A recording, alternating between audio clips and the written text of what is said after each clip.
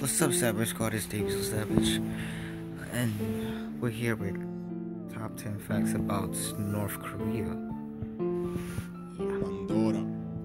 So I'm gonna just skip the intro. I'm gonna just skip the talking and just go right ahead because I don't have really no time at all.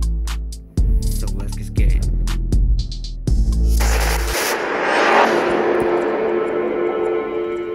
North Korea is one of those places that people wonder about but aren't really sure they'd ever want to visit. Still, it's not all insane rumors. Sometimes hearing the truth is even more insane. Here are 10 ridiculous facts about North Korea. State-approved haircuts. There are only 28 state-approved haircuts in North Korea.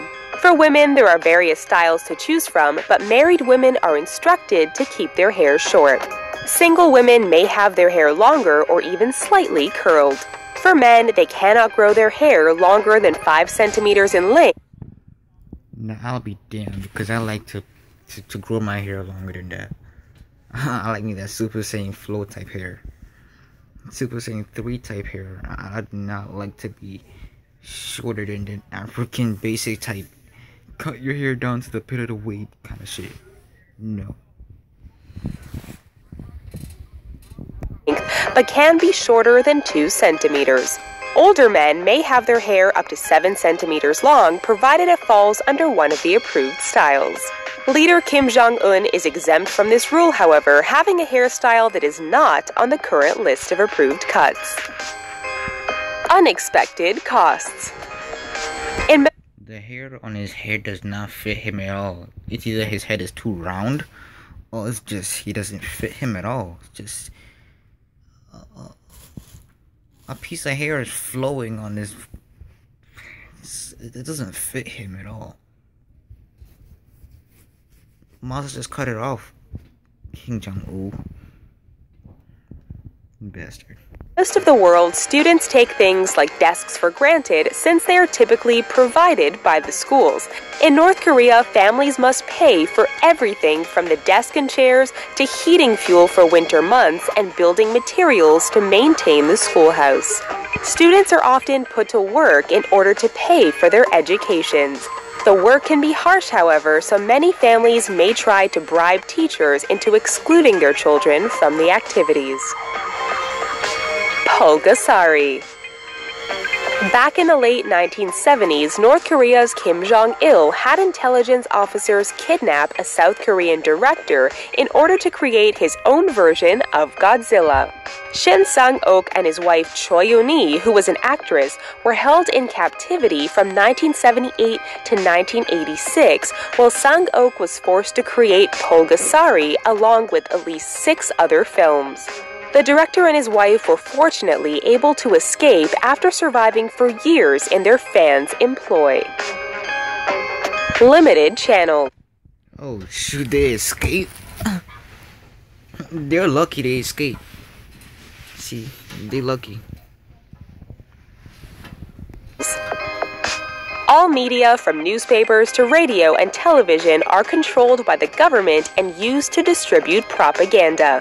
Newscasters are not allowed to talk about the hardships their citizens go through or the fact that much of the population lives in poverty. They are only allowed to praise their leader and talk about how great North Korea is. There are only 3 available channels in North Korea, and all televisions and radios must be checked and registered with police to ensure they are being used correctly and are not able to receive outside transmissions. Fake village. On the border of the North Korean half of the demilitarized zone, there is a picturesque village known as Kijeongdong, the Peace Village. However, in the rest of the world, it's known by a different name.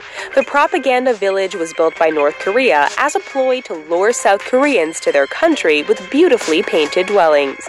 North Korea claims the village can support roughly 200 families, provide childcare, schools, and hospitals, but it has been uninhabited since it was built in the 1950s. When inspected through modern telescopic lenses, it is clear that the windows have no glass and the lights are all on timers to give the illusion of a functioning village. Sweets Black Market. Since the devastating famine in the 1990s that killed over 1 million people in North Korea, food production has suffered. Luxuries such as sweets, pizza, hamburgers, and fries have even been banned from the country. So when a South Korean... So they don't eat American... Oh, so they have to grow crops. Someone should slap this kid, really. Yo, you are letting your civilians die in front of your own hands by actually doing this shit. Literally. Factory that employs 50,000 North Korean laborers provided their product in the employees' lunches, or in lieu of cash bonuses, they went mad over them. Choco pies are a snack cake with 2 round layers of cake, marshmallow filling, and chocolate shell. Employees who only make around $100 a month would sometimes bring the treats home for their families or resell them on the black market for $10 apiece. When a crackdown was brought about by the North Korean government to stop the sales of the snacks, citing they were a symbol of capitalism, South Korea began sending balloons filled with choco pies over the border. Self-made fertilizer.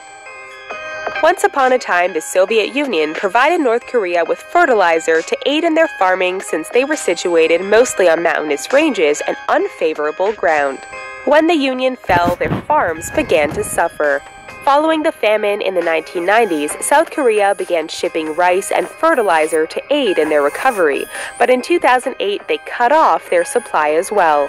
Struggling to keep their crops afloat, they began using a different and more readily available type of fertilizer: human waste. The need for fertilizer became so great that human feces are seen as a commodity, and shops have opened up to keep up with demand. Different year.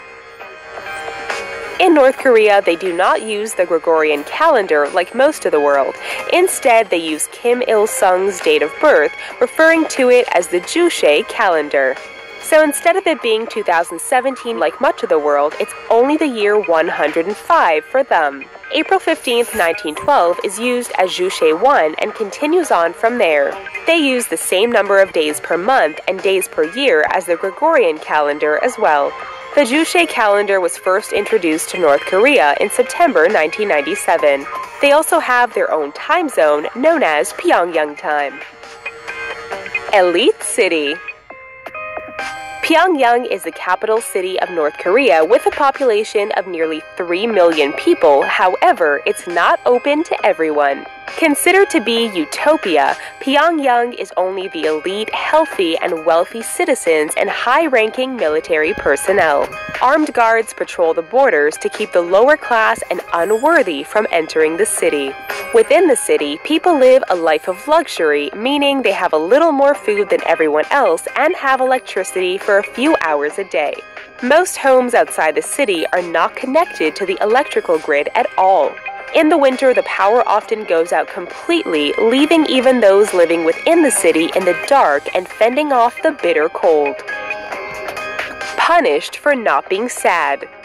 After the death of their great leader Kim Jong-il in 2012, the entire country was devastated. Soldiers, workers, children, and the elderly sobbed and cried when his death was announced, and his body was placed alongside his father as the eternal leaders. The country declared a state of mourning lasting 100 days, and there were consequences for citizens that didn't participate. Anyone that didn't cry, didn't appear sad enough, appeared to be faking their sadness, or criticized their new leader, Kim Jong-un, the youngest son of Kim Jong-il, were sentenced to 6 months or more in labor camps. What do you think about these North Korean facts? Share your opinions with us down in the comments. Please give this video a thumbs up if you enjoyed it, and don't forget to subscribe to the Rich.